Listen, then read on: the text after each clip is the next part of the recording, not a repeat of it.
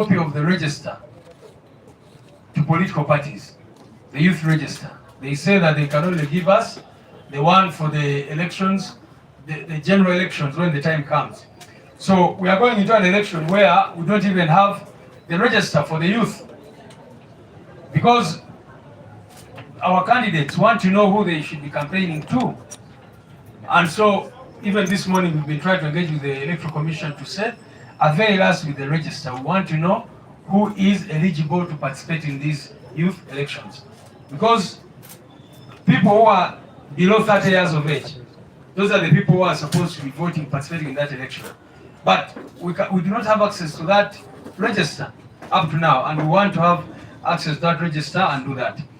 Related to the youth elections, on Saturday this week, we have encouraged our people all over the country to come together, convene, and launch the campaign. So on Saturday this week, in the different districts, in the different constituencies, we are going to launch the youth election campaigns. We are going to have events at constituency level. In other cases, you will see us gathering at districts, but the intention is to launch the youth election campaign and embark on this activity. Elections are going to be on the 19th.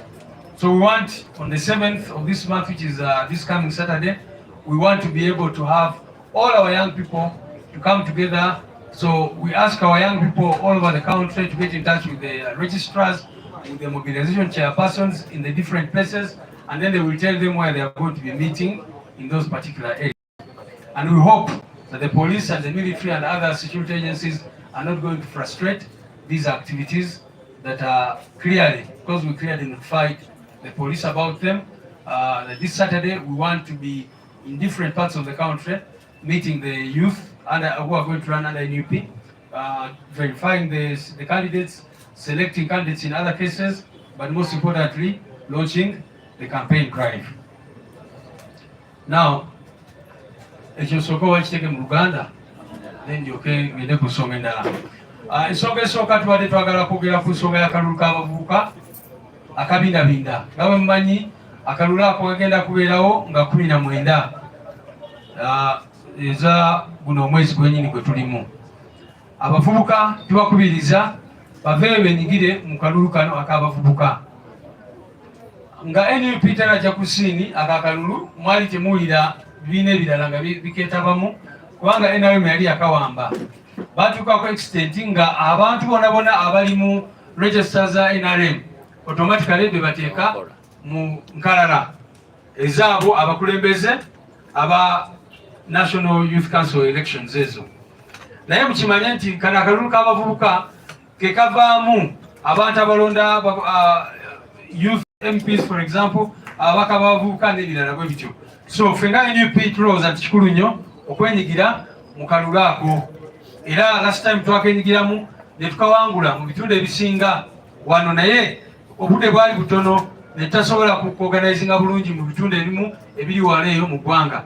Naye ku luno tubadde tutambula, bwe waawo okusomoozebwa kubaddeyo kw'amaanyi.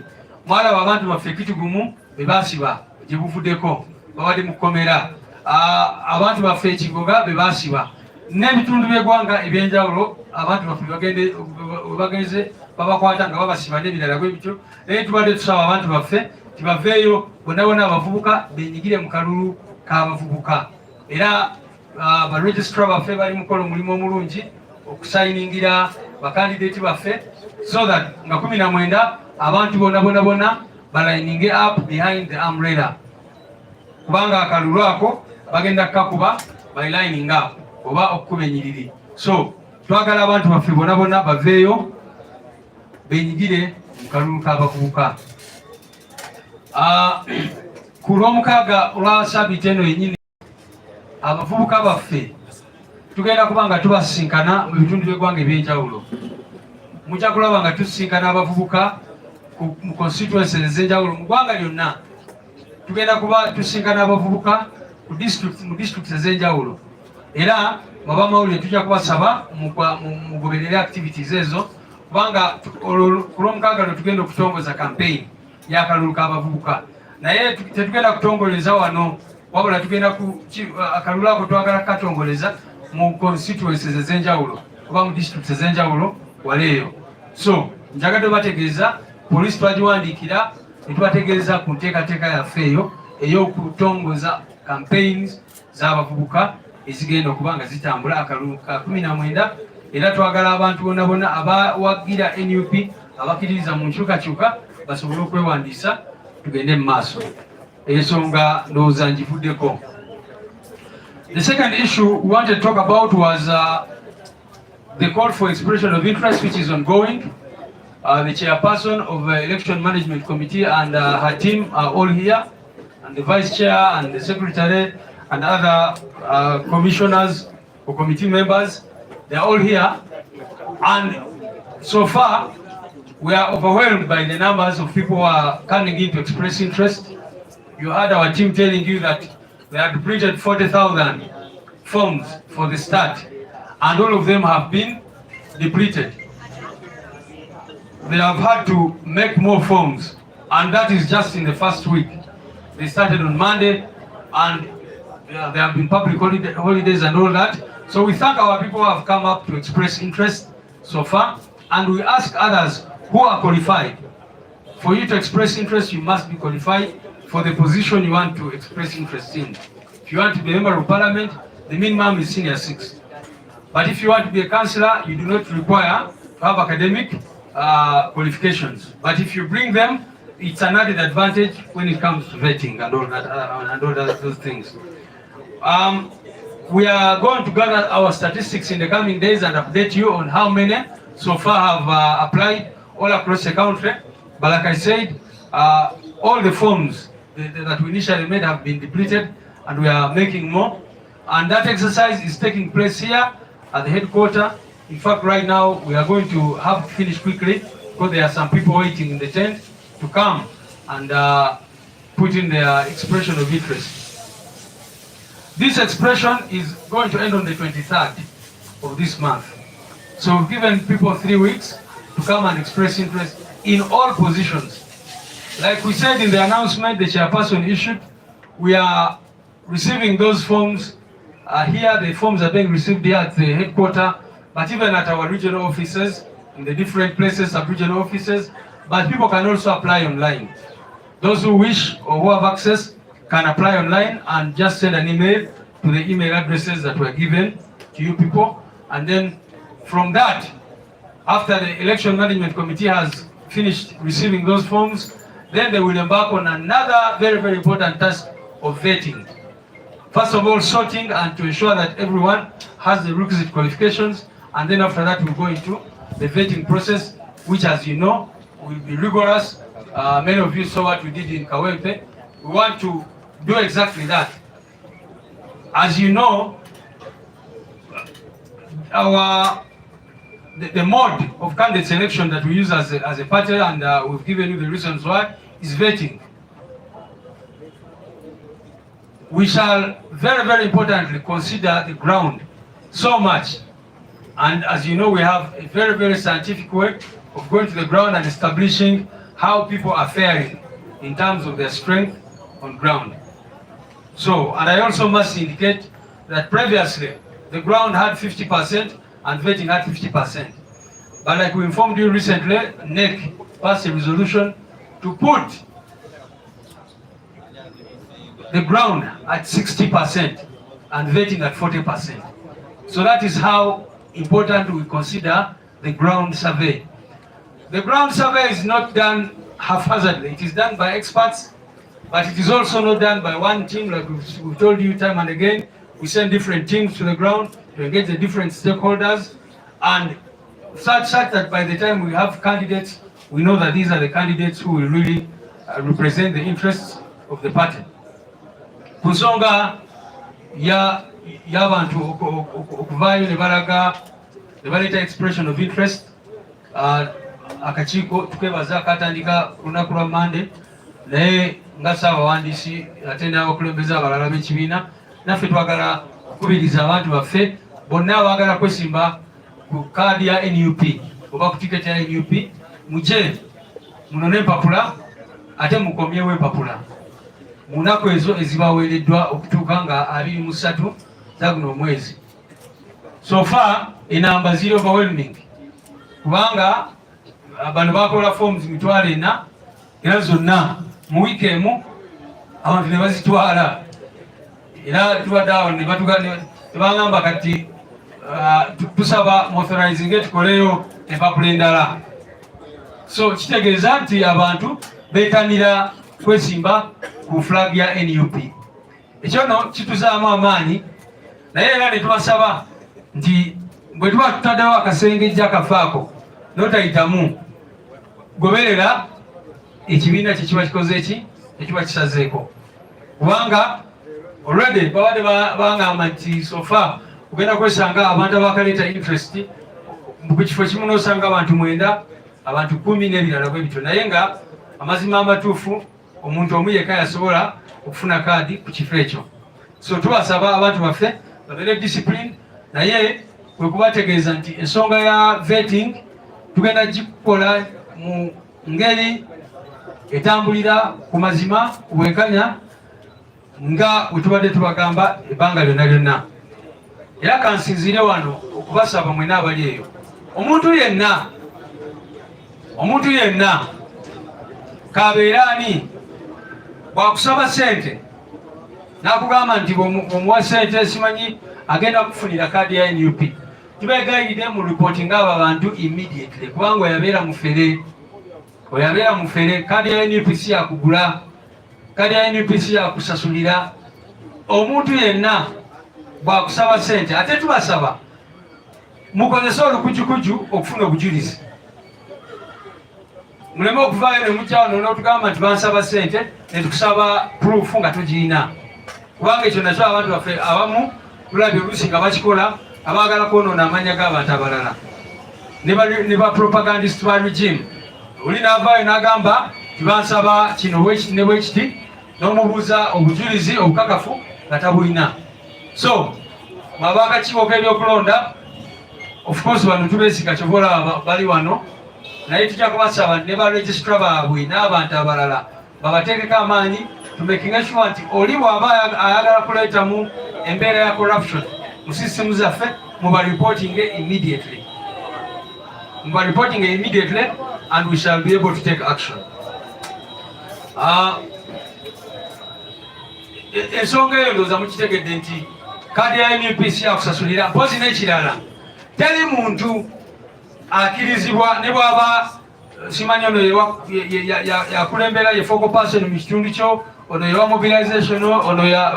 mobilization registrar abo abantu abo tebalina buyinza bugaba kaadi ya NUP. So bwe basebo ne banyabo bye tubadde twagala tuwulidde entwaliyo n'embeera abantu abamu abagamba nti abampagira nze omuntu bw'abeereyo nga yeesimbye kubwa MP oba yeesimbye kubwa meya agamba abantu nti abamuwagira be bagenda okufuna kaadi. Ekyo nakyo kikyamu. Buli omu ali ku lulwe tosobola kugamba nti abakuwagira be bagenda okufuna kaadi kubanga obuyinza teri abulina akakiiko kano akali wano ak'ebyokulonda aka election management committee okola vetting okola ground survey. Abwe mbagambye mu luzungu okumanya nti tuli people power tetwagala nnyo amaanyi okulaba nga amaanyi g'abantu gasinga buli kintu kyonna n'ezo max zetubadde tuwa ground 5 then netugamba nti vetting ofunemu 5 neki juzi yakyusa negamba nti ground kategenda kuwa max 6 ku buli 100 vetting ekuwe 4 ku buli 100. Kitegeeza kyekyo nti ground kati yesalawo ekisingira ddala n'olwekyo abantu baffe balimu okulowooza nti bonaabeera wano oba n'ofunayo kyaliwo n'okwatagana n'omukulembeze omu awo no mude ku ground mukole ground kubanga ground esinga obukulu mu byonna byetukola. Ekisemberayo ddala kwe kwogera ku nsonga y'abantu baffe mukimanyi bulungi nnyo nti state ezeemu kati netandika okusiba abantu baffe n'okutuleetako embeera egezaako buli we tuba tusemberera kulonda batandika okukwata abantu baffe okusibaasiba abantu baffe n'ebirala bwe bityo. Njogedde ku ttiimu yaffe eya Kitugumu babadde bakavaayo bamala ebbanga eryo lyonna mu kukomera mu disitulikiti ya Kitugumu ab'Ekiboga mubadde mubalaba ababadde eyo e Masaka wabaddeyo ttiimu yaffe ey'abantu be bakwata nabo. Tulina abantu betunoonya. Shakulu Ssentongo tetunamulaba, bamukwata.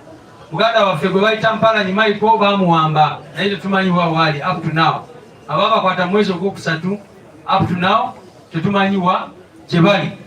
Waliwo ne muganda waffe gwe bayita Nsambu Douglas, bamusanga Masaka ku Ssentongo House. Muganda ali wano olunaku olwaleero. Muganda wa Nsambu Douglas abaddewo wano, era abamawulire basobola mu interview nga nawe n'ayogera ku mbeera eyo. Bamutwala nga ennaku 28 z'omwezi ogwokusatu guno omwaka. Up to now tuli mu mwezi ogw'omukaaga kati, naye ono muganda waffe Nsambu Douglas talabikanga. Naye abantu baffe bwe bagenda mu safe houses eyo bategeeza nti basangayo abantu bangi nnyo abalala abali eyo. Ono ye muganda wa Nsambu. Jangu wano ssebo kulaga abantu abalala banakola interview naawe. Naye ono yogerako asooka ogerera wano. Muganda bamukwata ddi, bamukwatira wa, yali akola ki? Amannya nze Ssewannula Jordan, nga nviiridde Masaka. Nze ku nsonga za muganda wange Nsambu Douglas yabuzibwawo nga 28 ekifaananyi kyekino. Yabuzibwawo nga 28 ogwokusatu. Tugezezzaako okunoonya, tutuuse buli wamu, tugenzeko ku poliisi naye nga abantu lubalama bwe balama. We baali bamukwata basooka ne bakwata mukama we, oluvannyuma ne bakomerawo ku bigere naye ne bamukwata. Mukama we yakomawo ko ne mubuuza ensonga lwaki bamutudde era bamutuddewa. Yaŋŋamba ye tamanyi nnyo, yagezaako okuŋŋamba. Yaŋŋamba baali bamulanga ensonga eyali emulanza butambi bwe yateekangayo ku TikTok obw'ekibiina kya Nuupu oba obuwagira Nuupu, nga ensonga gye baali bamuvunaana ensinga eyamutwaza.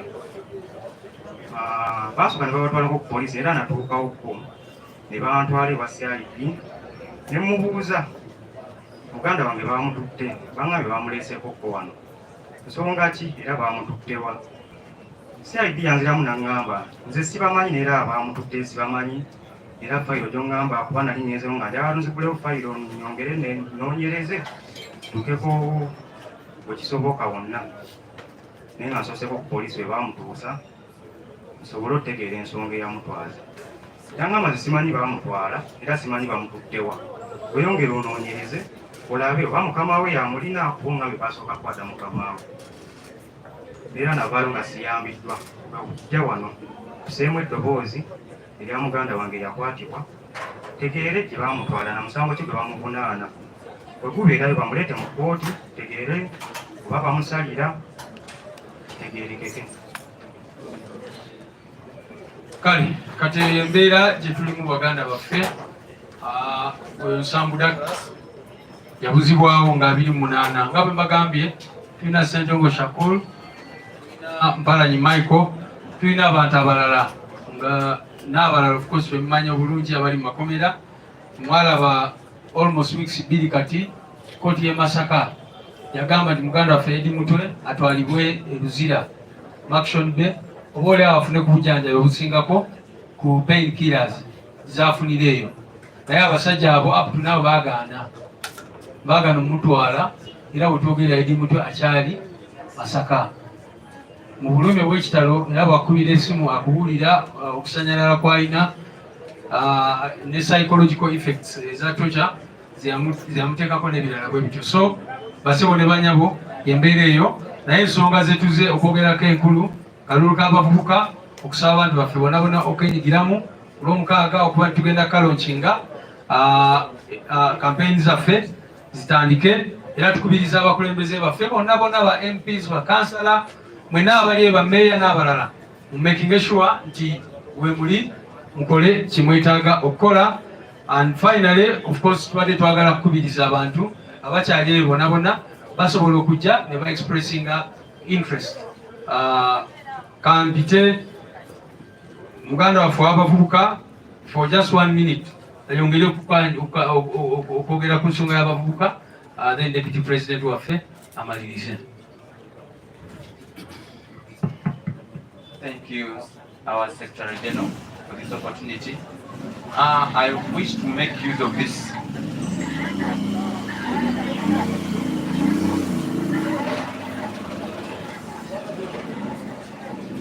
Thank you. I also want to add my voice to what the Secretary General has just told you, that we are in the situation that the Electoral Commission is not providing what it's supposed to do. By this time, the nominations for the youth, it is ongoing for the youth elections, but the Electoral Commission is not providing us with the registers for the young people, whereby that is its mandate. But you can see the NRM people have the registers around the villages, but for us as the National Unit Platform, they're not giving us those registers. We want to condemn the partisan situation of the Electoral Commission, and we want to call upon the EC to provide us with those registers. Otherwise, for us, we are continuing to do what we are supposed to be doing. We are calling upon all the young people to use this time to come up and be nominated on the card of the National Unit Platform, so that we are able to participate in that election that is going to happen on the 19th of this month, which is June, and we shall be able to win, because this election is going to happen by lining up your preferred candidate, and our candidate will have the umbrella, and then we call upon you, the young people, to participate using the National Unit Platform card, which will be the umbrella on that day. And then also, we also want to let you know that the young people, we have organized an activity on Saturday, which is the 7th of this month, in all constituencies of this country, but most importantly, in the districts. We want to call upon you to participate into those activities. We are going to come to make sure that we launch the campaigns of the youth, so that we are able to win that election. Njagala okutwala omukisa guno okubategeeza nti akalulu k'abavubuka kali mu kugenda mu maaso, era nga njagala okwogera ku engeri akakiiko k'ebyokulonda gye kali mu kutuyisaamu. Essaawa ya leero kye kiseera okulaba nga tuwandiisa abavubuka baffe abagenda okwesimbawo mu kalulu kano. Katandika ku Mande eno, era nga kagenda kuba okwewandiisa ku ggwanga 10. Naye essaawa ya leero akakiiko k'ebyokulonda tekali mu kutuwa registers abavubuka mwe bali, kyokka nga abenaale mu nkoba zirina, naye ffe tetuli mu kuzifuna. Enkola eyo nkyamu nnyo, era tusaba Electoral Commission eveeyo ekozese mandate yayo okulaba nga naffe etuwa registers ezo tuzikozese, tulabe baani abasobola okwesimbawo n'abasobola okulonda. Naye engeri eyeyisaamu nkyamu nnyo, era tugivumirira. Kyekola si kituufu okubanga eri mu kulaba nga ekolera ku sayidi emu. Ekyo nno kikyamu, tetugendagenda maaso nga tukubiriza abavubuka okulaba nga beesimbawo, tulabe nga tuwangula akalulu kano akagenda okubaawo nga 19 guno mwezi ogw'omukaaga. Era mu mbeera y'emu njagala okubategeeza nti ku lw'omukaaga luno tulina emikolo egy'enjawulo egy'abavubuka mu constituency zonna ne mu district ez'enjawulo mu ggwanga lyonna. Tusaba abavubuka muveeyo tulabe nga tulonkinga kampeyini y'abavubuka egenda okubaawo guno omwezi nga 19. Twagala tugironkinga ku lw'omukaaga luno. Mwena abavubuka muveeyo, bakulembeze mu bitundu eby'enjawulo, tubeere mu kalulu kano, kubanga kekasobola okuba nga tutandika okulonda kwaffe kwe tuyise okwa protest vote. Mwebale nnyo, mwebalire ddala. Thank you. My colleague and brother, the Deputy President in charge of Uganda region, and also here present is our Secretary General and all protocol observed. I speak premised on 4 critical things. The first, to the registrars, we have got information massively that where our candidates have gone for nomination, some registrars are asking for original national IDs, and yet we have registered and all other documents show that these original IDs are yet to be picked. But it's one of the ways some registrars are using to frustrate us, to block us. Find a space in your heart, in your soul, to desist from this partisan way of blocking a civic space. We are documenting this and will not take it very lightly. We will not. 2, I speak to the women. I was consulting with the chairperson here present. Within this massive picking of nomination forms or the show of interest forms, how many women have shown interest in the various positions? How many women are running for the youth council elections?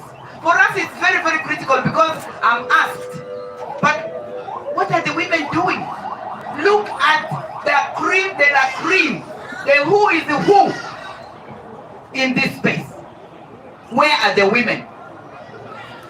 Opportunity dances with those on the dance floor. Why are we not coming on the dance floor of Noop? And why are we not shattering the glass ceilings in our various and massive numbers? Women, let us occupy these spaces by showing interest and coming for nominations and also participating transformationally, not transactionally. I continue to preach this. What is transactional goes to the stomach. And what goes to the stomach, we all know where it ends up. It confirms what the Holy Father, Pope Francis, said in 2019 in his encyclical. Good politics is at the service of peace. Women, we cannot continue to complain when we are not showing interest. When we are leaving the men the space to proceed unchecked, to proceed unbalanced. My call is to all the women of Uganda, from all the regions, northern region, western region. Let us pick these nomination forms, let us participate, and let us be visible. Our motto as women should be visibility, voice, and action. I also want to state and reiterate that yes, the circumstances are so militarized, so brutal. Many of our people have been abducted. Others are missing. We continue to demand for them. And we also continue to call when fear knocks at the door of your heart. Send faith. It works. Don't think for us because we are speaking, we are visible, we are vicious. We also occasionally fear knocks at our doors. What do? We send faith. We send faith in solidarity. It's very critical. We will overcome. And then the renewal of IDs, please continue to go and line up and renew your national IDs. I want to congratulate the Electoral Management Committee for the process that they are carrying out very diligently, but we have concerns from other very qualified candidates who are not able to have their UNEB documents verified. So we may need internally to see how to apply the exception rule, maybe in some circumstances as an affirmative action, because of the timing. And then for us as the leadership, everywhere. Communication, timely communication, timely exemplary display of who we are. Inclusivity is very, very critical. And yes, we are going to be there on the 7th. Massively, massively, all over Uganda, all over, because that is what the ground is. That is what the ground is. People are yearning for that change, for that new Uganda, everywhere, everywhere. We are requesting, we are demanding, we are asking, we are putting it to the military, to those who think power is might and the gun is the might. No, power belongs to the people. It's a constitutional right and it's a birthright. And we are going to exercise that power without fear or favor. So I call upon each one of you, let's deliver on our promise of a new Uganda. Let's deliver in practice on our promise of the protest vote in practice. And I know we will win. We will win. People power. Our power. Thank you so much. Yeah, I think let's have one word or two from our Deputy President of Uganda, and then we'll call it a day so that the EMC can continue its work of receiving candidates. People power. I wish, you know, she's my senior, and I think today she has represented me well, together with the Secretary General. So I don't think I have much to add. Neka njogereko mu Luganda katono kubanga mukulu Luganda talwidi Luganda talwidi yendacha Luganda talwidi kati kunakululu omukaaga nga twakava mu Idi ekyokusooka mbaagaliza Idi ennungi era balinako obusobozi yembadde yonna Zaake Secretary General tusale ku nguzi tugwe ku bantu kiremu emikisa mingi era toyitayitange yanaayitibwa ng'ebutambala ennyama ejja kubaayo. So tubayita mwenna musobole okubaayo ne tubaagaliza Idi ennungi.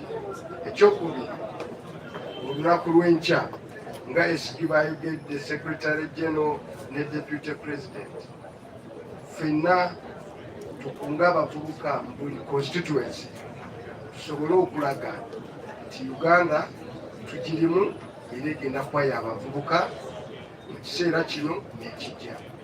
N'olwekyo abakulembeze bonna bonna mu Buganda ne mu Uganda yonna, in particular Uganda yonna, olunaku lw'enkya olw'omukaaga ffenna tugende ku constituency ku bifo bye tusazeewo okugendako, tubeerewo tulonkinge campaign y'abavubuka. Sisuubira muvubuka mu Uganda kumulaba nga agenze mu layini ya NRM, kubanga omuvubuka oyo aba aliko ekisomo kinene. Baba si mugezi nnyo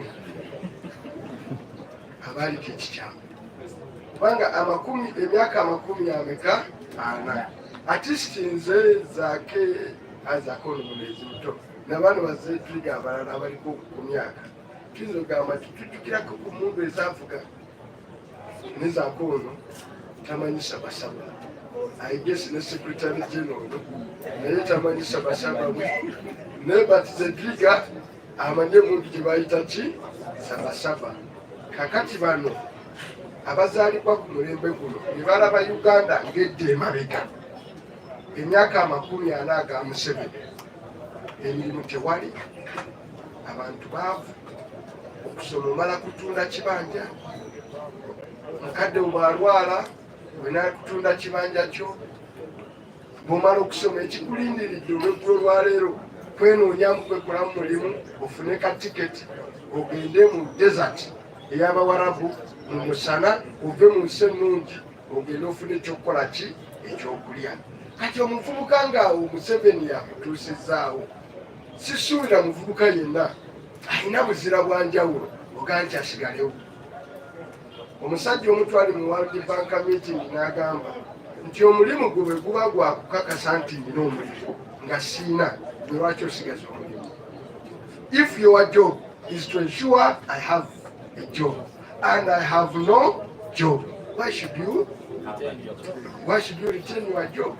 Kati buli muvubuka atalina mulimu nga buvunaanyizibwa bwa President Museveni, General Museveni, okumuwa omulimu nga tagulina, kola kimu kyokka naye muwumuze akwegatteko mu batalina mirimu, kubanga omulimu gwe gumukoze eki, gumulemye. So sisuubira muvubuka yenna eyo kuba na bumalirivu bumala, kuba muzira gamba nti kakati agende mu layini ya yero. N'olwekyo olw'omukaaga lwe tugenda kwe kulonkinga bye Museveni mu kalulu k'abavubuka.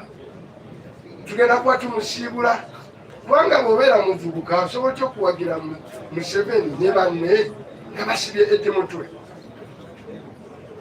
nga basibye Bobian, nga basibye ne be basewe bali n'ekibalama tetumanyi gyakola ki gyali. Ebyo ng'obaddewo ate mwe temukyalina kyekwaso kugamba balala nti temubimanyi. Wakiri buli muvubuka mu byalo alina essimu gye bayita koloboza, gye bayita smart phone. Ffe bwe twali abato ebiseera ebyo nga tutambuza bigere okufuna press conference, ne kati ne benjogera nabo Uganda yonna bino bye twogera babikola ki, babiwulira. Kati mwe ababiwulira nga bibaluma bwe biti musobola omutya okusigala nga muwagira NRM. So tusuubira mbu tugenda ku paintinga abavubuka mu Uganda yonna red. Era kati Uganda should go red.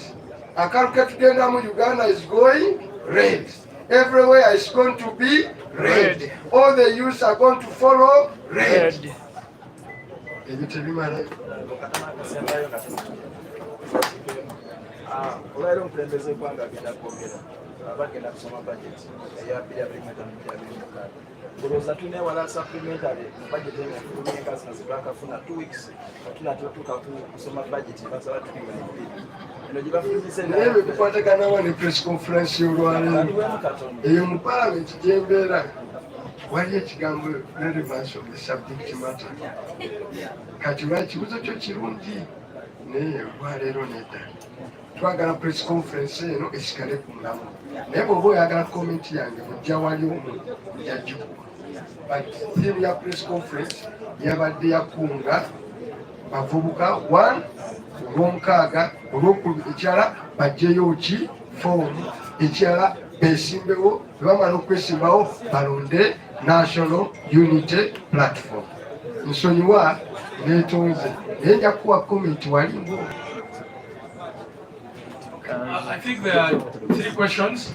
I'll have him and him. Mr. Matimba.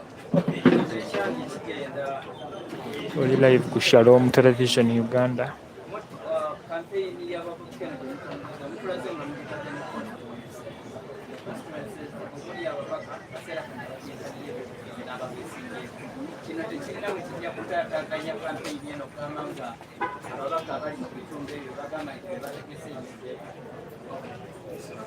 Yes, my name is Better Clement. I just want to know, you talked about informing the police about you Saturday, has police cleared on the same situation where and the last one is about the Electoral Commission. You also highlighted that this morning you really engaged with this about the national interest. What could have been the response?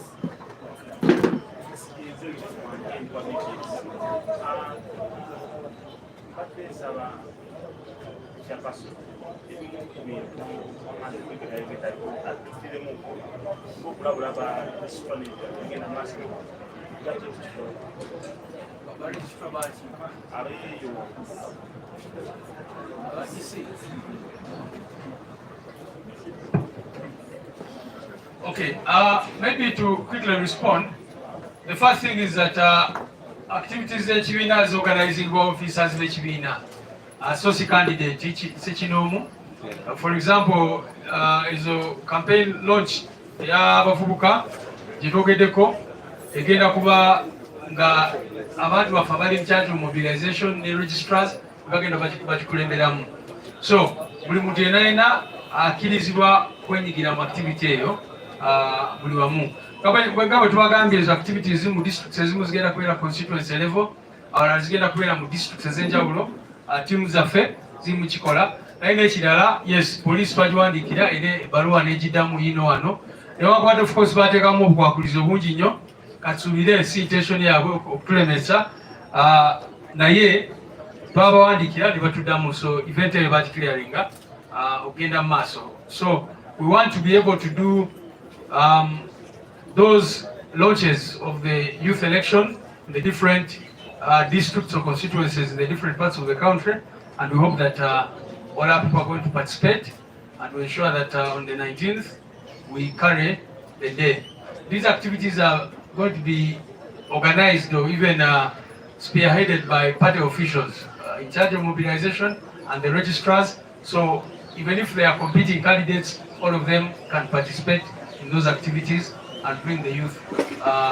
We are glad so far that many young people are already nominating, and NUP have already picked forms to run under NUP and all that, and our registrars are there to endorse the forms, and we shall be giving you the other updates. Thank you. State of the Nation address, which was Deputy President Kagame agenda cha addressing it up. Wali. Okay. EMC, just very briefly.